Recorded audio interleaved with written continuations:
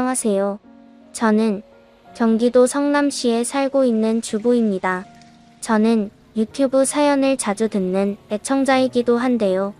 유튜브 사연을 들으면서 어떨 때는 가슴 아프다, 또 어떨 때는 바보같이 왜 저러고 있어? 정말 답답하네. 또 어떨 때는 아싸, 글쓴이님 잘했어. 이렇게 응원을 열심히 해준 적도 있었죠. 저 또한 이렇게 사연 속의 주인공이 되면서 최근에 정말 황당하고 어이없는 일을 겪어 사연을 보내게 되었는데요. 저희 인생을 이렇게 뒤죽박죽 뒤집어 놓은 주인공은 바로 제 남편입니다. 정확히 말하자면 전 남편이죠. 바로 이 인간 때문에 온 집안이 쑥대밭이 되고만 사건들이 있었습니다. 지금부터 바로 그 이야기를 해볼까 합니다. 저는 대기업 생산직에 다니는 친한 친구의 소개로 전 남편을 만나게 되었습니다. 누구나 그랬겠지만 처음 본 그 사람은 참 순수하고 착한 사람이었어요. 4살 차이는 환상궁합이라는 말 있잖아요. 남편과 저는 딱 4살 터울이었고 그만큼 오빠처럼 잘 감싸주고 가끔은 아빠처럼 듬직한 모습을 보여주며 저에게 헌신을 베풀던 남자이기도 했습니다. 그렇게 우리는 1년 정도 연애를 했고 서로의 마음이 진심이라는 걸 확인하고는 100년 가약을 약속했어요. 아직 둘 다 재정 상태가 완벽하지 않았기 때문에 서울권에 집을 구할 만큼의 돈은 되지 않아서 서울 근교에 전세집을 얻어서 살기로 했습니다. 양가 부모님도 누구 하나 반대하는 사람 없이 저희의 결혼을 축복해주고 응원해주셨죠. 결혼을 해서도 남편은 언제나 한결같은 사람이었습니다. 저뿐만 아니라 제 부모님에게도 항상 먼저 안부 전화를 먼저 하고 어디 아프신 데는 없는지, 뭐 필요한 건 없는지 정말 아들처럼 잘 챙겨주기도 하는 사람이었죠. 저는 이런 남편이 있어서 얼마나 흐뭇하고 든든했는지 모릅니다. 남편은 대기업 생산직에 다니고 있었는데 항상 퇴근하면 집에 와서 집안일도 열심히 도와주기도 했어요. 그런 덕분인지 결혼한 지 얼마 되지 않아 소중한 생명이 연달아 찾아오게 되었고 우리는 4식구가 될 수 있었답니다. 첫째는 아빠를 닮고 둘째는 저를 닮은 토끼 같은 아이들을 보며 저희는 미래를 꿈꾸며 살았죠. 그렇게 남들이 부러워할 만한 가정을 꾸리며 9년을 살았습니다. 하지만 9년째부터 남편이 점점 변하기 시작하더군요. 무슨 이유 때문인지 술을 먹고 집에 들어오는 날이 많아지기 시작했어요. 그 전까지는 일주일에 한 번 정도 술을 먹었던 사람이 갑자기 매일같이 술을 먹고 오기 시작했고 집에 와서도 술에 취해 들어와 진상을 피기 시작했어요. 뭐야? 이 집에 가장이 왔는데 다들 나와보지도 않고 자는 거야? 아휴, 여보 또 술 마셨어? 왜 자꾸 동네 시끄럽게 소리를 지르는 거야? 창피해 죽겠어 정말. 또 옆집에서 쫓아오면 어쩌려고 그래? 당신 내가 만만해? 내가 만만하냐고. 어디 집안에 기둥이 들어왔는데 지적질이야? 다 오라고 해봐. 오늘 내가 얼마나 무서운 사람인 줄 보여줄 테니까. 이렇게 주사를 밥 먹듯이 부리기 시작했습니다. 참 다정한 사람이었는데 시간이 지날수록 그마저도 사라져 가는 것 같아서 점점 남편에 대한 원망과 실망감이 쌓이기 시작하더군요. 그렇게 점점 지쳐가고 이놈의 인간을 어떻게 해야 하나 머리를 쥐어짜고 있을 때 결국 사건이 터지고 말았습니다. 갑자기 경찰서에서 제게 전화가 오는 겁니다. 아, 예, 여보세요? 박민규 씨 댁 맞으시죠? 네, 맞는데 누구시죠? 아, 여기는 경찰서입니다. 서로 잠깐 와주셔야겠어요. 네? 저희 남편한테 무슨 일이 있나요? 내 남편분이 음주운전 하시다 사망사고를 일으키셨어요. 지금 경찰서에서도 조사 거부하시고 행패를 부리고 있고요. 지금 바로 와주셔야 할 것 같습니다. 전화를 끊자마자 머리를 후라이팬으로 띵 하고 한 대 맞은 것 같았습니다. 제 남편이 사람을 죽였다니요? 음주운전이라니요? 이 썩을 놈의 인간이 언제 한번 사고 제대로 한번 치겠다 싶었는데 정말 대형 사고를 치고 만 거였어요. 그대로 경찰서로 달려가니 술에 만취되어 정신을 못 차리는 남편이 있었고 저 상태에서 어떻게 운전대를 잡았나 생각이 들 정도로 인사불성으로 엎드려 누워있더군요. 형사님에게 들어보니 횡단보도에 지나가던 70세 할아버지를 미처 발견하지 못하고 음주사고를 냈다고 했습니다.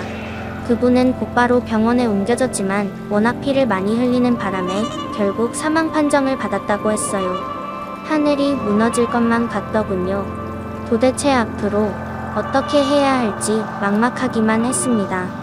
남편은 몇 시간 후 겨우 정신을 차렸어요. 자신이 음주운전으로 큰 사고를 쳤다는 걸 알고는 그냥 자포자기 하는 것 같았어요. 술이 깨서야 제게 용서를 구했습니다. 여보, 내가 미안해. 요즘 사는 게 우울하고 술 없이는 버틸 수가 없어서 매일같이 술을 먹고 다녔는데 결국 이렇게 제대로 사고를 쳐버렸네. 내가 저지른 죄에 대해서는 책임을 져야지. 애들 좀 잘 부탁할게. 정말 미안해. 여보. 남편은 뒤늦게 제 앞에서 후회의 눈물을 흘렸습니다. 알고 보니 그동안 이렇게 술을 먹었던 이유는 믿었던 친구한테 저 몰래 5천만 원을 빌려줬었는데 그 친구가 그 돈을 받고 잠수를 타버렸다고 했어요. 그 돈은 저 몰래 대출받아서 빌려줬던 돈이었는데 믿었던 친구한테 배신을 당하니 그 돈은 그대로 남편이 갚아야 했고 친구에 대한 배신감 때문에 많이 힘들었다고 했습니다. 남편한테 사기쳤던 친구는 우리 결혼식에서 사회를 봐줄 정도로 각별했던 친구였기에 남편의 상실감은 더 컸던 걸로 보였어요. 결국 남편은 2년형을 선고받고 구속이 되었습니다. 음주운전에 소중한 생명을 앗아갔는데 겨우 2년이라고 생각하신 분들도 많으실 텐데요. 바로 그 이유는 유족과 저희가 합의를 했기 때문이었죠. 항상 사위는 아들이 아닌 백년손님이라고 온 정성을 다해서 놀러갈 때마다 상다리 휘어지게 밥을 차려주시던 저희 엄마가 1억을 도와주셨고 제가 모아둔 돈을 보태 총 2억으로 합의를 해서 간신히 이렇게 형량을 줄일 수가 있었습니다. 남편은 면회를 갈 때마다 처음에는 받아주지도 않더니 1년쯤 지나고 나서 남편의 얼굴을 처음 볼 수 있었어요. 얼굴은 이미 수염으로 얼룩덜룩 초췌해져 있는 상황이었고 사람이 눈에 생기가 전혀 없더라고요. 그래도 남은 1년 동안 자신도 많이 반성하겠지 하며 끝까지 찾아가서 이야기도 해주고 긍정적인 말도 해주곤 했지만 별다를 게 없었어요. 그래도 나오면 많이 나아질 거야 라고 생각을 했죠. 하지만 제 생각이 완전히 엇나갈 줄은 꿈에도 몰랐어요. 이 인간이 2년 후 나오자마자 세상을 어찌나 막 살던지요. 정과자라는 낙인이 찍혀 꼬리표가 붙다 보니 직장을 다니는 것도 구하는 것도 어려워졌는데요. 그러다 보니 막노동이나 택배 상하차 이런 일만 하면서 겨우 생활을 했습니다. 하지만 그게 어디 쉬운 일인가요? 하루 나가서는 힘들다고 안 나가고 이러기를 반복하더라고요. 온전히 제가 일해서 버는 수입으로 애들 교육비며 대출금을 감당해야만 했습니다. 주머니에 10,000원짜리 한 장만 있으면 밖에 나가서 술을 사오는 사람이었어요. 퇴근하다 들어오면 거실에 술병이 여기저기 등들어져 있었고 집에서 하소연을 하도 해대니까 아이들이 아빠 싫다는 이야기까지 나오기 시작했어요. 본인도 좋은 대기업에 다니다가 제대로 된 직장을 구하기 힘들다 보니 이 사회에 원망이 가득 차 보였습니다. 열심히 하려고 해도 이 사회가 받아주지 않으니 점점 망가져만 가더군요. 술을 마시는 것까진 좋았습니다. 그런데 꼭 어디에선가 사고를 치고 있다는 게 문제죠. 길거리에서 자는 거 물론 옆집 가서 두드리기, 지나가는 사람들에게 소리 지르기, 지갑이며 휴대폰이며 다 버리고 오기, 술집 문 닫아야 하는데 진상 부리며 안 나가기 등등 아주 진상짓은 혼자 다 하고 다니더군요. 그때마다 남편을 데리고 가서 사과를 하고 다니느라고 제 허리가 펴질 날이 없었습니다. 한 번은 제가 너무 힘들어 울면서 남편한테 부탁을 한 적도 있었어요. 여보, 제발 예전으로 돌아오면 안 돼. 우리 아이도 둘이나 있는데 어떻게 키우려고 그래? 도대체 요즘 왜 이렇게 갈피를 못 잡는 거야? 당신이 뭘 알아? 재수없게 교도소까지 가서 인생 말아먹은 내 심정을 당신이 알아? 피해자 가족들도 생각해야지. 그분들은 무슨 죄가 있어? 당신은 음주운전을 했고 그로 인해서 사람이 죽게 됐잖아. 그러면 사죄하는 마음으로라도 더 열심히 살아야지. 계속 술만 이렇게 퍼마시고 다니면 어떡해? 애들이 도대체 뭘 배우겠어? 듣기 싫어. 당장 나가. 싫으면 나가라고. 그놈의 피해자 나도 지긋지긋하다고. 누구는 뭐 사람 치고 싶어서 쳐서 우리 엄마가 전 재산 탈탈 털어서 우리 모은 돈까지 다 끌어모아서 당신 꺼내줬으면 적어도 우리 가족들에게는 피해 주지 말고 살아야 하는 거 아니야? 지금 나도 일하느라고 우리 애들 엄마 아빠가 봐주고 계시잖아. 그럼 데리고 뭐든지 누가 해달라고 했어? 왜 나한테 희생을 강요하는데? 에이 재수가 없으려니까 당신 또 어디 가는 거야? 항상 이런 식으로 소리를 고래고래 지르며 싸움이 끝나게 되니까 저도 어느 순간부터 말을 섞을 생각조차 없어지는 느낌이었어요. 아이들이 이런 싸움의 소리를 듣는 것도 원치 않았고 저도 감정적으로 너무 힘들어지니까 모두 놓아버릴까? 라는 생각도 들었거든요. 혼자서 이혼 서류를 떼와서 보다가 접었다가 다시 펼쳤다가 넣었다가를 반복하면서 얼마나 많은 고민을 했는지 몰라요. 언제까지 이렇게 살아야 할까? 라는 생각에 힘들어하며 살고 있었는데요. 불화가 계속되니 이혼이라는 단어가 계속 머릿속에 맴돌더라고요. 이대로 아이들이 아빠 없이 살아야 하나? 라는 생각과 나는 언제까지 이렇게 살아야 하나? 이런 생각이 교차적으로 들면서 저의 머리를 혼란스럽게 만들었어요. 안 그래도 모아둔 돈 전 재산을 탈탈 털어서 합의를 보느라고 당장 생활도 힘들어졌고 저희 엄마까지 전 재산을 도와주신 후라 도움을 받는 게 쉽지 않았습니다. 그래서 시댁에도 연락을 드려보았지만 시댁 상황도 형편이 좋지 않은 상황이었기 때문에 미안하다는 말만 반복하시더라고요. 아이들 보기도 부끄럽고 이 사람이 언제 마음을 잡으려나 기다리는 것도 한계가 오던 어느 날 모르는 여자한테서 전화까지 왔어요. 여보세요? 민규씨 일어나봐요. 아, 민규씨 아내분 맞으시죠? 네, 그런데 누구시죠? 아, 여기 술집입니다. 남편분이 술을 너무 많이 드셔서 일어나질 못하시네요. 저희도 다른 손님 받아야 하는데 이분 어떻게 할까요? 경찰서에 보낼까요? 아, 제가 갈게요. 어디 술집이죠? 그렇게 주소를 받고 찾아간 곳은 다름 아닌 여자들을 옆에 앉혀놓고 술을 마시는 그런 건전하지 않은 술집이었어요. 어쩜 저한테 이런 상처를 안겨주는지 술 냄새가 진동을 하고 화장이 짙은 여자들이 저를 수군대며 쳐다보는 것 같았습니다. 제가 이런 취급을 받으면서까지 결혼 생활을 이어가야 할지 말 그대로 칠흑 같던 어둠 속에 갇혀있는 그런 느낌이 들었네요. 야, 박민규 일어나. 아이씨, 뭐야? 당신이 여기 왜 있는 거야? 이 바보야. 내가 너 때문에 속 터져서 못 살겠다. 빨리 일어나지 못해? 뒤에서 수군덕대는 여자들을 뒤로하고 남편을 들쳐매고 나오는데 그만큼 수치스러울 수가 없었습니다. 집에 가서 쿨쿨 잘도 자는 남편을 보면서 발로 한 대 확 걷어차버렸죠. 다음날 일어나자마자 남편 놈이 깜짝 놀라더군요. 제가 짐을 싹 싸서 거실에 내놓았거든요. 그리고 이혼장을 그놈에게 던져버렸죠. 이게 무슨 짐이야? 나가. 갑자기 나가라니? 어제 일 때문에. 그래? 갑자기 왜 그래? 갑자기라고? 나 당신 정말 많이 참아줬어. 그래도 우리 애들 아빠니까 정신 차리겠지. 내가 더 신경 써줘야지 하면서 봐준 게 벌써 몇 년째야? 내가 내 식모야? 나도 이제 할 만큼 했어. 당장 이 집에서 나가라고. 왜 이래? 나 당장 어디서 살라고? 당신은 그게 문제지? 내가 왜 이러는지 물어보지 않고 앞으로 어디서 살 건지 걱정부터 하는 사람이 당신이란 종자야. 당장 도장 찍고 나가. 나는 당신 같은 사람하고 절대 같이 못 살아. 여태까지 결혼 후 9년 동안 우리 가족, 우리 친정 식구들에게 너무 잘해줘서 지금껏 참고 살았는데 더 이상은 나도 못 해먹겠다.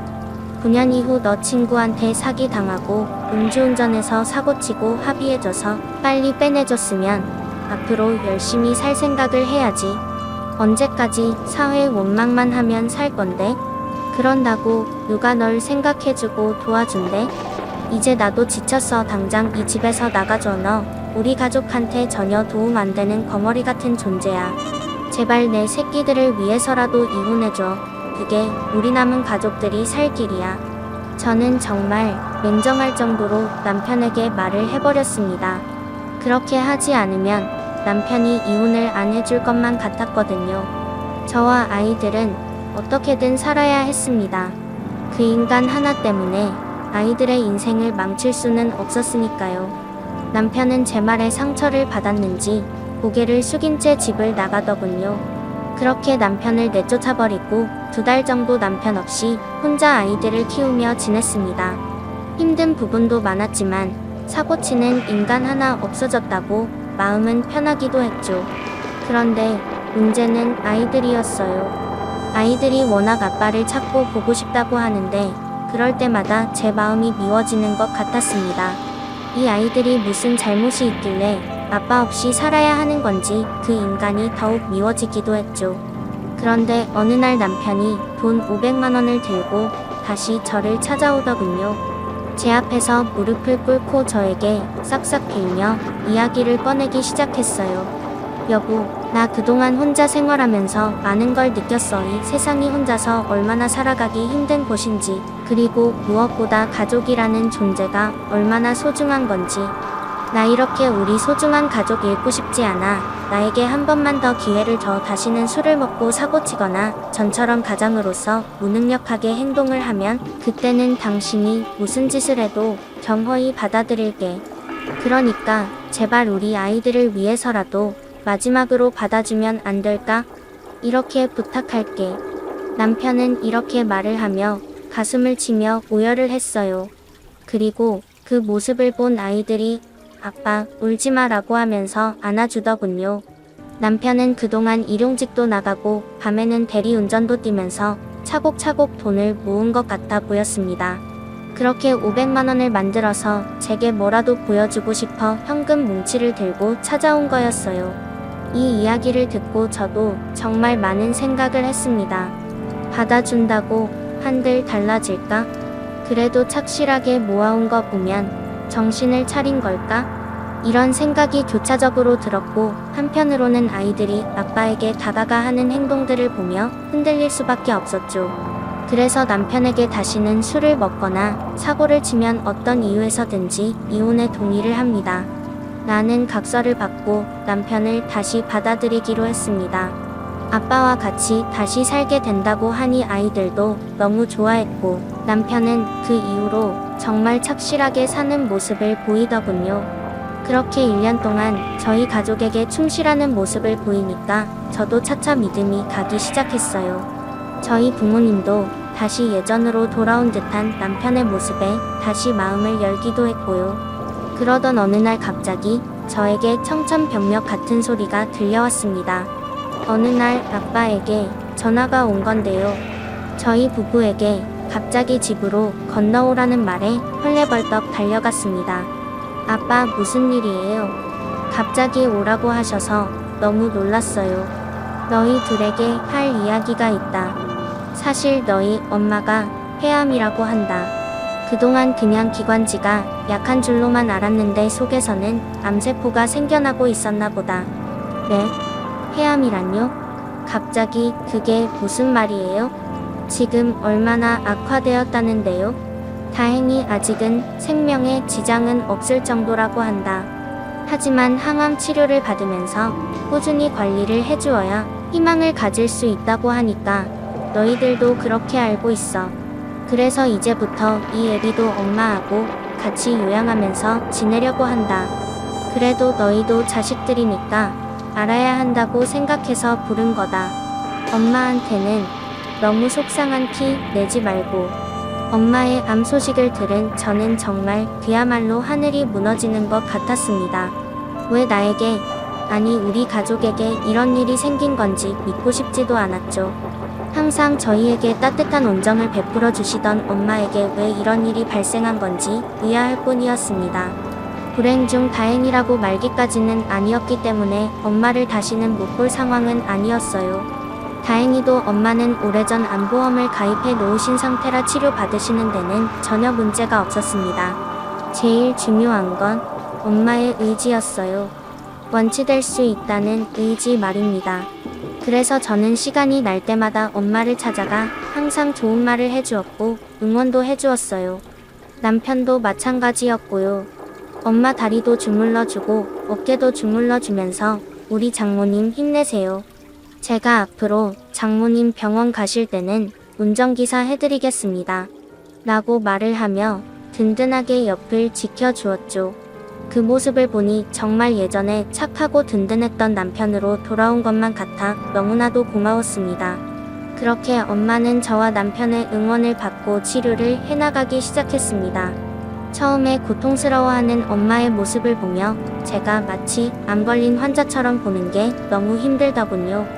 그래도 엄마는 꿋꿋이 이겨나가시려고 노력을 하셨습니다. 그렇게 하루하루 엄마가 좋아지시기를 바라고 또 바랬죠. 저랑 아빠는 아무래도 직장을 다니던 상태이다 보니까 엄마와 같이 병원을 가지고 옆에서 케어해줄 사람이 남편밖에 없었는데요. 엄마도 아들처럼 생각하고 의지했고 남편도 워낙 잘 따르고 잘 지냈기 때문에 마음 놓고 직장일에 집중할 수 있었어요.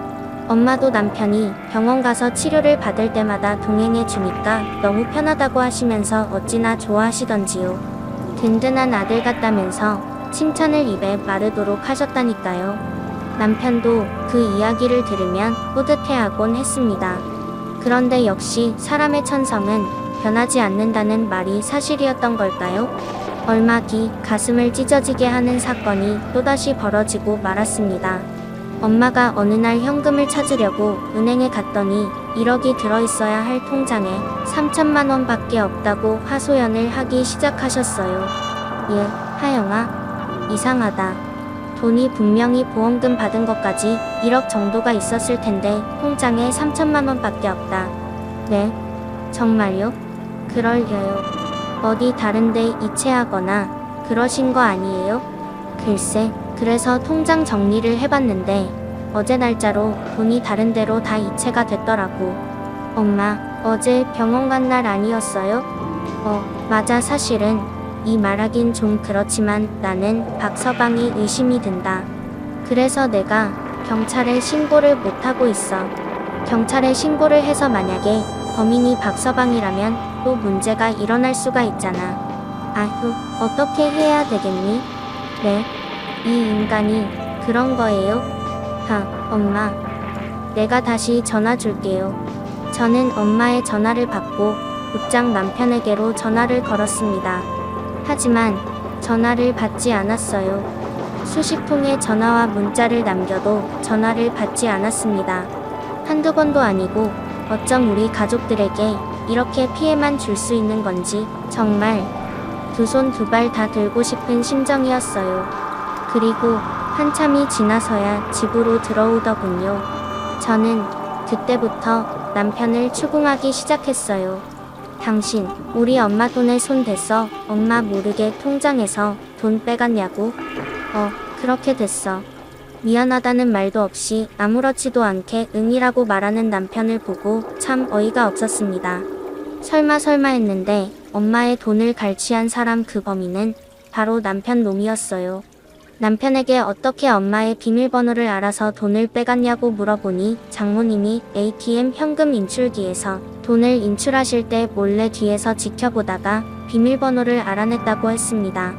그리고 엄마가 병원에 검사 받으러 들어갈 때 가방이랑 휴대폰을 남편에게 맡기고 들어갔었는데 그때 엄마 지갑에서 카드를 빼내서 자기 통장으로 몰래 빼돌렸던 거였어요. 그리고 휴대폰에 문자가 오면 다 삭제하는 치밀함까지 보였더군요. 저는 언젠가는 들통이 날 걸 알면서 이렇게 대담하게 사고를 친 남편에게 물었습니다. 도대체 그 돈을 빼내서 어디에 썼냐면서 말이죠. 나는 크게 한 방 따서 당신과 장모님, 장인어른 돈방석에 앉혀드리고 싶었을 뿐이라고. 근데 재수없게 다 날리고 말았어. 당신 지금 미쳤어.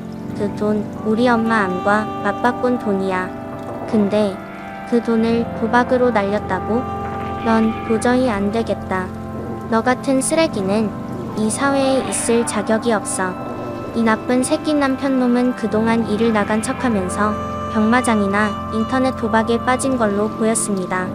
그래서 여기저기서 사채를 쓰다 터지는 바람에 엄마 통장에 돈을 손을 댔고 들킬 걸 각오하고는 자기 통장으로 거액을 이체해 마지막으로 인터넷 도박을 했다고 하더군요. 들어보니 한 판에 500만 원을 걸 수 있는 무슨 바카라라는 게임이라고 했어요. 저는 그 이야기를 듣고는 충격에 빠지고 말았습니다. 한 달에 200만 원도 못 벌어다 주는 사람이 1분에 한 번씩 하는 게임에 500만 원씩 베팅했다는 소리를 듣고 더 이상 사람으로 보이지 않더군요. 그동안 정신 차리고 열심히 살아가는 걸로 알았는데 뒤에서 이런 행동들을 하고 있었다는 게 정말 기가 차더군요. 천사의 모습을 보면서 뒤에서는 엄마의 보험금을 노렸던 거였습니다. 이 사실을 알고 엄마도 갑자기 들으면 충격받으실 것 같아서 조심스럽게 아빠와 상의한 후에 말씀을 드렸는데 어찌나 망연자실 하시던지 아직도 그 표정을 생각하면 제 마음이 다 무너지는 것 같습니다. 아빠는 집으로 쫓아와 남편을 다그치기 시작하셨어요. 박서방, 어떻게 자네가 이렇게 뻔뻔하게 우리를 속이고 배신을 할 수가 있는가? 나는 자네를 아들처럼 생각했어. 장인어른, 오해십니다. 저도 잘해드리고 싶어서 도박에 손을 댔는데 결과가 안 좋았을 뿐이라고요. 이놈아, 아직도 정신을 못 차렸어? 속일 사람을 속여야지. 어디 장모의 패한 보험금을 빼돌릴 생각을 해?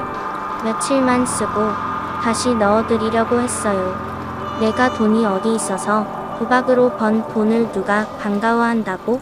난 그래도 자네를 믿었네. 아니, 믿고 싶었네. 그런데 이렇게 뒤통수를 쳐 자네 음주 사고 나서 합의 볼 때도 자네 기죽이지 않으려고 어떻게든 빼내려고 우리 전 재산 1억 전부 다 내놨네. 어떻게든 정신 차리고 다시 재기할 수 있게 도와주려고. 그런데 이렇게 뒤통수를 치냐 말이야? 아니, 그게 죄송합니다. 한 번만 더 기회를 주시면 됐네. 자네는 절대로 변할 것 같지 않구먼. 마지막으로 와서 자네가 어떻게 나오는지 보고 경찰에 신고를 할 건지 말 건지 생각을 해보려고 했는데 자네 하는 행동들을 보니까 전혀 반성하는 모습이 보이지가 않아. 지금 이 순간부터 자네가 한 일에 대해서는 책임을 져야 할 거야. 아빠는 그렇게 말씀하시며 집을 나가버리셨습니다. 그리고 저는 마음을 단단히 먹고 짐을 싸서 밖에 던져버리듯 남편을 쫓아내 버렸어요. 저희 엄마 건강도 아직 다 돌아오지 않았는데 이런 상처랑 충격을 안겨준 것 자체만으로도 갈기갈기 찢어버리고 싶었거든요. 한시도 같이 있고 싶지 않았습니다. 그리고 스스로 화풀이도 했어요. 그때 다시 받아주지 말걸. 1년 전 내가 받아주지 않았다면 우리 엄마가 이렇게 마음 아플 일도 없었을 텐데 하며 자책도 했습니다. 물론 엄마 아빠는 내 탓이 아니다. 사람을 잘못 만난 것 뿐이다. 나쁜 꿈을 꿨다고 생각하셨구나 하면서 저를 위로해 주셨지만 제 화는 풀어지지 않았습니다. 그래도 애들 아빠라고 정신 차렸을 거라고 생각한 제가 너무 어리석게 느껴졌고 용서해주고 이해해줘봐야 아무짝에도 쓸모가 없구나라는 걸 뼈저리게 느끼게 되었거든요. 그리고 며칠 후 정말로 아빠는 금융사기로 경찰서에 남편을 고소해버리셨어요. 그 소식을 들은 남편은 다시 교도소에 들어갈 수도 있다는 생각이 들었는지 저뿐만 아니라 친정 부모님에게 가서 또다시 무릎을 꿇고 사정을 했지만 이번에는 눈 하나 깜빡하지 않았습니다. 그냥 제발 영영 교도소에서 나오지 않기를 바랬어요. 저는 곧바로 변호사를 선임해 이혼 소송을 걸었습니다. 남편이 또 이혼 도장을 찍어주지 않았거든요. 아이들이 있는 바람에 몇 달 걸린다고 했습니다. 하지만 저는 가만히 앉아서 기다리고만 있을 순 없었어요. 어떻게든 우리 가족을 배신한 남편에게 복수를 해주고 싶었습니다. 그래서 저는 사람들이 많이 보는 인터넷 카페, 맘카페 이런 곳에 수도 없이 글을 올려버렸어요. 어디 한 군데에라도 떠서 퍼지게 되면 남편은 얼굴 들고 다니기 힘들 테니까요. 그렇게 한 군데가 아닌 여러 군데에 이 사연을 전하기 시작했습니다. 장모님의 폐암 진단금 7천만 원을 빼돌린 정가자 남편이라는 타이틀에서 절대 벗어날 수 없도록 지금까지 있었던 일들을 세세하게 적어서 올렸어요. 그리고 그 글은 타고 또 멀리까지 전해지면서 남편 주위 사람들에게까지 알려지게 됐나 보더라고요. 솔직히 인터넷에 제 이야기를 올리는 건 사실 쉽지 않은 일이었어요. 저에게도 제 얼굴에 침 뱉긴 격이 될 수 있으니까요. 하지만 제 얼굴에 먹칠을 하더라도 이 사람이 한 만행을 전 국민에게 알리고 다시는 그런 짓을 저지르지 못하게 만들고 싶었어요. 어떻게 자신을 아들처럼 생각해준 장모에게 그런 짓을 저지를 수가 있습니까? 남편은 자기 지인들에게 얘기를 들었는지 며칠 뒤 전화가 오더군요. 야, 내가 인터넷에 글 올렸어? 당신 미친 거야? 지금 내 주변 사람들이 나인 거 다 안다고. 뭐, 증거 있어? 그런 파렴치하니 당신밖에 없으니까 찔리는 거야? 이게 말이면 다인 줄 아나? 내가 어떻게 하면 저거 내려줄 건데? 내려줄 생각이었으면 놀리지도 않았어. 우리 가족이 느꼈던 그 충격과 허망함을 당신도 그대로 느껴보길 바래.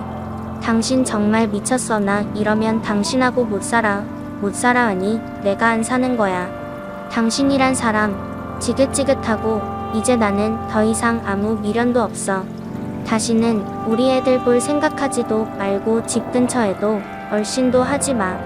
그리고 저는 아빠, 엄마랑 같이 법률사무소를 다니면서 남편을 어떻게 하면 형량을 잔뜩 나오게 할 수 있는지, 얼마나 바닥까지 끌어내릴 수 있는지 최대한 상담을 받아보았고 결국 남편은 구속되게 되었답니다. 그리고 이혼 소송도 마무리되어 친권, 양육권도 제가 다 가지고 와서 아이들에게 안 좋은 꼴을 보일 일도 없게 되었어요.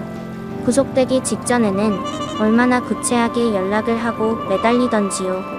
당신이 한 번만 나 봐줘. 좋게 합의해주면 구속까지는 안 갈 수 있잖아. 나 이제 아이들한테 희생하는 좋은 아빠가 될 수 있어. 돈도 열심히 벌어올게. 아니, 난 당신에게 몇 번이나 이야기했어. 한 번도 당신은 들어준 적이 없었지. 나한테 그러는 건 다 참을 수 있지만 우리 아이들에게 상처 주고 우리 부모님 가슴에 대못 박은 너라는 사람 절대 용서 못해. 그때 엄마한테까지 손 벌려가며 꺼내주는 게 아니었는데 그래도 아빠라고 옆에 있으면 도움이 되겠지, 아이들에게 필요하겠지 생각했던 내가 너무 어리석었어. 다시는 연락하지 마. 여보, 아니, 애들 엄마, 한 번만 더 생각해봐. 쉬어, 저리 가. 아우, 왜 이렇게 말을 못 알아먹어. 내가 내 세 식구 키우느라 9년 동안 희생했으면 된 거 아니야? 내가 뭘 잘못했는데? 정말 당신 말 웃기게 한다. 9년 동안 나는 놀았니? 혼자 육아하고 술 마시고 들어오는 당신 뒷바라지 하느라고 내가 아주 늙어버렸어. 이제 나도 지긋지긋해. 안 그래도 이혼 생각 들던 찰나에 아주 미련 없이 떠나게 해주는구나. 이렇게 저는 매정하게 이 남자를 떠나보내고 새로운 삶을 시작하기로 했습니다. 이런 사람이라는 걸 미리 알았더라면 어떻게 되었을까요? 주변에서는 좋은 혼자리 알아봐 준다고들 이야기하는데 사실 저는 이제 결혼이라는 게 두렵습니다. 한 가정에 소속되면 잃게 되는 것들이 왜 이리도 많은지, 또 안 변할 거라는 보장도 없고요. 조강 지쳐버리는 남자들은 차고 넘쳤다고 하지만 이렇게 아들같이 생각해준 장인 장모에게 폐륜을 저지르는 남자는 난생 처음 보는 것 같네요. 제 인생에 이런 일이 생기다니 정말 재수없다고 생각할 때도 있었지만 이런 쓰레기 같은 남자 거르라고 하늘에서 시험을 내준 거라고 생각하고 긍정적으로 살아보려고요.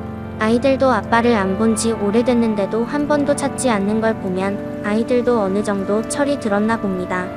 아마 그놈은 다시 풀려나온다고 해도 전과 이범이라는 꼬리표가 평생 붙어서 따라다닐 거예요.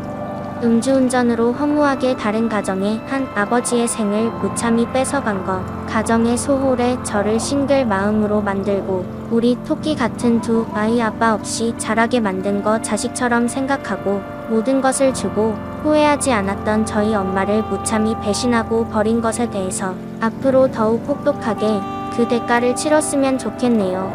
아마 전 남편 놈은 소중한 사람들을 모두 잃고 외롭게 지낼 겁니다. 요즘 TV를 보면 혼자 외롭게 살다가 고독사하는 남자들이 많던데요. 아마 그렇게 되지 않을까 싶네요. 제가 인터넷에 남편의 만행을 올려서 남편의 지인 사람들도 알게 돼서 몇 명 남지 않은 지인들마저도 남편을 손절할 겁니다.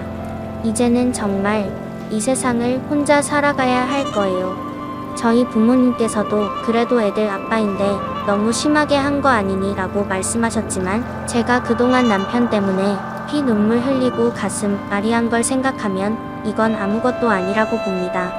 남의 눈에는 그저 힘들어 보이고 불쌍해 보일지 몰라도 제 눈에는 가정을 파탄낸 전과자일 뿐이에요. 그래도 제 소원대로 법적으로 이혼을 하고 교도소에 보내버렸으니 그나마 속이 시원하긴 합니다. 이렇게 저의 결혼 생활은 끝이 났습니다. 어떤 분들은 출소해서 전 남편이 해코지하면 어쩔 거냐며 걱정하시는 분들이 계시더라고요. 그래서 저는 다른 지역으로 이사를 가버렸습니다. 출소를 해도 쉽게 찾지 못할 곳으로 말이죠. 전화번호도 다 바꿔버렸고요. 지금은 두 아이 열심히 키우면서 혼자만의 생활을 즐길 것 같네요. 다행히도 저희 엄마는 항암 치료를 잘 받으셔서 거의 완치 판정을 받은 거나 마찬가지세요. 아직 제대로 완치 판정을 받으려면 2년이 남았지만 재발하지 않도록 건강하게 사시려고 노력을 하고 계시고요. 오히려 그 전 남편 놈이 없으니 집안이 잘 돌아가는 느낌이 듭니다. 제 사연은 여기까지예요. 나쁜 짓을 하면 언젠가는 벌을 받는다고 하잖아요. 전 남편 놈이 딱 그 꼴이 된 게 아닌가 하고 생각하고 있어요. 그동안 얼마나 저희 가족들에게 못되게 굴었는지 평생을 후회하면서 산다고 해도 다는 못 바쁠 짐을 짊어지고 살아가겠지만 앞으로는 정신이라도 차리고 살길 바랄 뿐이네요. 여러분들 인생에는 저처럼 힘든 그늘 없이 꽃향기 가득한 좋은 날만 함께 하시길 진심으로 바랄게요. 긴 사연 들어주셔서 감사합니다. 다들 건강하시고 축복만 가득하시길 바라겠습니다.